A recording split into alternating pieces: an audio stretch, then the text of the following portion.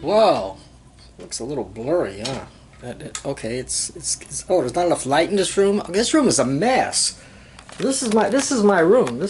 Look, everything's a mess. Stuff everywhere, you know. It's like, but there's you know, small press comics here. There's something new from Learned.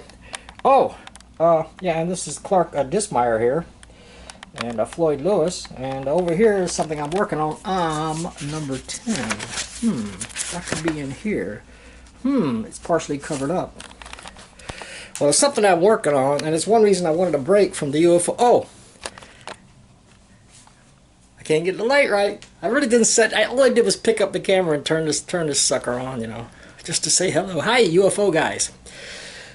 It's me, the guy who was chairman of the UFO 50 years ago, and 50 years later, and it looks like 51 years later, I'm still going to be chairman of the UFO. Thanks to you guys insisting on it, and you know, and I do appreciate it. And of course, Rob Imes is going to be jumping in occasionally.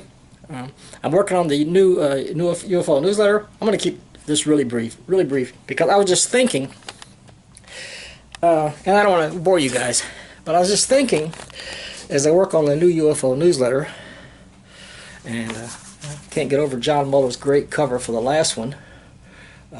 Great covers.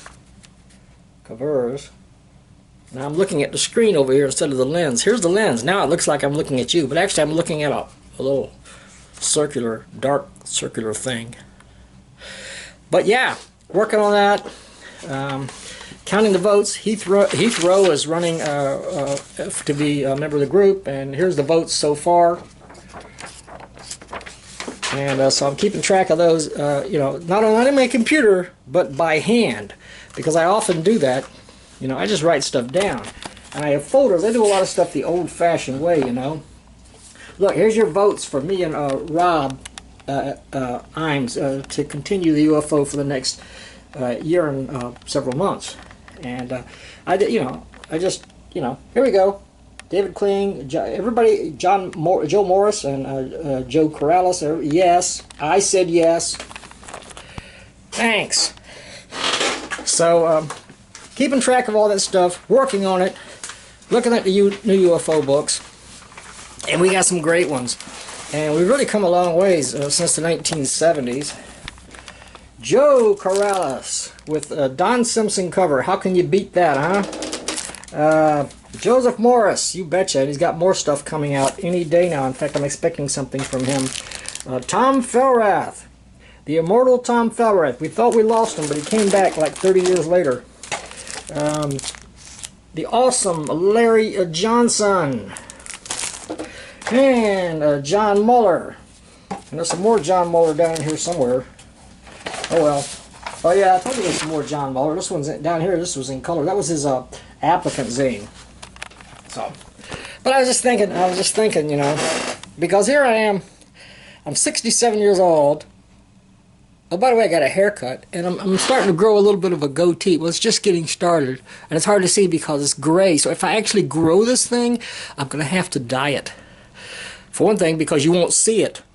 And for another thing, I wanted to match what's on top of my head, which appears to still be light brown, what's left of it. It's pretty high forehead, you know, but where were we going with that?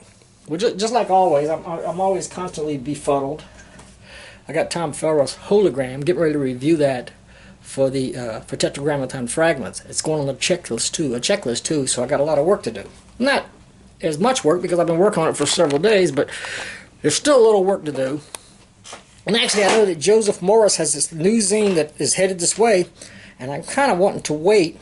If I don't get it today, which is Saturday, I kind of want to hold things up until Monday because I really want this to go. Because first of all, we love Joe Morris. We love his work, you know, and he's a great member. And I'd really like to see his new book on the checklist and get some reviews in there for that. But I was thinking again, because here I am running. I keep digressing, right, all over the place. But that's my scattered brain. At this stage of my life, it's pretty scattered. But even when I was a lot younger, say 50 years ago, when I was chairman of the BPP and then the UFO, it was pretty scattered even then. But you know, And I was thinking about that. And I was thinking about some of the guys in the UFO. I mean, where's my copy of TF? Okay, I'm looking at TF. Some of you guys are in your late 40s. Some of you in your 50s. Some of you are in your 60s. Some of you are in your 70s. And the average age of somebody in the United Fanzine Organization now is something like the average age. Well, as I said, I mean, we'll accept anyone at any age, but it seems that a lot of older people, older small pressers, are coming into the group. One or two of you might be in your 30s. I don't think anybody's in their 20s, at least not right now. So the average age could be maybe 50. And if you average everything out, I'm not sure. I will say that 50 years ago when I started, the average age of a UFO member was about 17 or 18 years old. Yeah, that's how, in the early days. I remember Carl Gafford started this, and I think he was in high school when he started this, printing out the BPP newsletter on a spirit duplicator.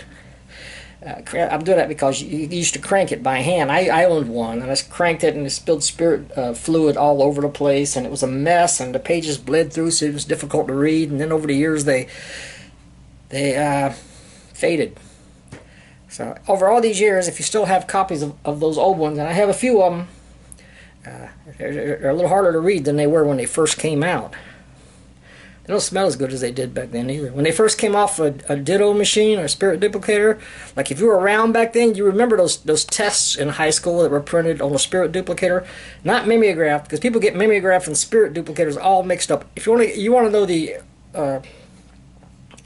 facts about the difference between mimeo and ditto, talk to Kurt Erickson. He was an expert in this because he made the most of both mediums, did a fantastic job. Just like he's doing a great job now in the UFO. Hi, Kurt. But the average age was, way back then, like 17 or 18 years old. We had some members that were like 14 or 15, and we had some that were in their 20s. And but look at us now. The thing is, the UFO has grown with us. The UFO has grown with us, especially with those of us who are around now, who were around then, because as we've gotten older, we took our hobby, you could call it a hobby, we took our interests, our creative interests, with us into the more advanced years. You get older and it gets fun to use those more advanced type those types of terms. You know, old fogey and I'm the chairman of the UFO. You know, that kind of stuff. But you might say, well, the important thing is how you feel inside. You feel young inside. That's what people tell you when they look at you and they see you don't look that darn young anymore. But they tell you that, and I appreciate it. I really do appreciate it. You're young inside. That's all that matters. Well, the fact is the creative spirit doesn't age. That creativity, that inspiration that keeps us going doesn't age. It comes along with us. So you might say it keeps us young. Well, it certainly keeps us creative. Anyway, I'm working on this new UFO newsletter. I thought I'd do a special video just for you guys in the UFO. Perhaps I'll probably put it on my ClassicComicsMan channel so other people can see it too. Hey, people out there, it's the UFOs. It's not about flying saucers, okay? It's the United Fanzine Organization. We're a group that's been around for 50-odd years of small press comics and zine publishers. And still around. Got some great members out there. We got some people applying. It never ends. At one point, the membership had almost 30. We had almost 30 members. Right now, we've got less than 15. Jim Main is an honorary member. Hi, Jim. I'm gonna drop names just so everybody can hear their names. Hey, Steve mentioned me. Yay! Is that okay?